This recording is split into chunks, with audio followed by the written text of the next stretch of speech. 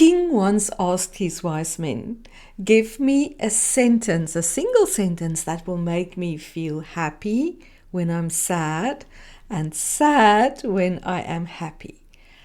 They thought and they thought about it. And at last one of them came up with 4 words. "This too shall pass." And do not let that sentence make you depressed that nothing lasts forever. Actually, it's very powerful when you realize what it actually means. When I catch myself saying things like, "I've been unhappy for a really long time," it's because of that story that I don't believe myself anymore. Because it is impossible for humans to feel bad or glad for a very long time. That's just not the way our experiences are structured. It's not the way it works.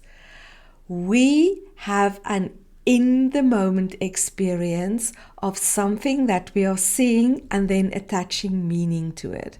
We have an in-the-moment interpretation of circumstances and events.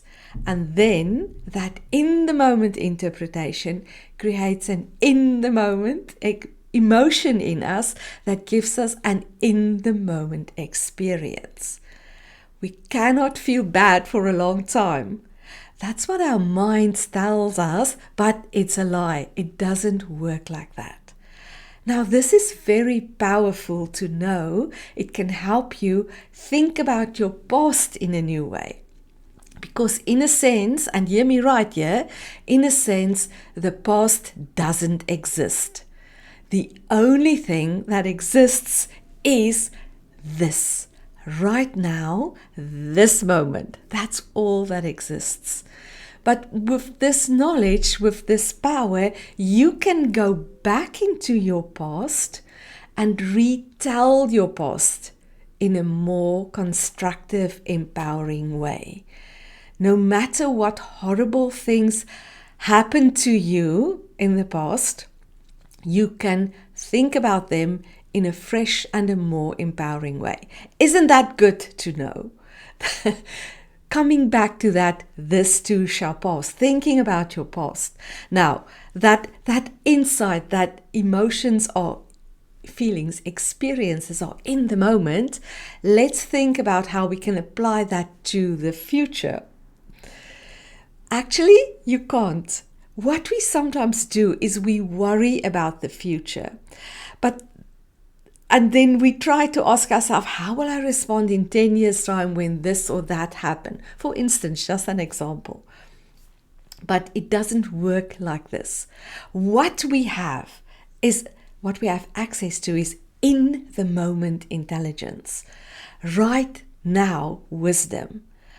And most of us have experience of that, often in very dramatic ways. When a child got hurt and you felt this calm just coming over you and you knew exactly what to do.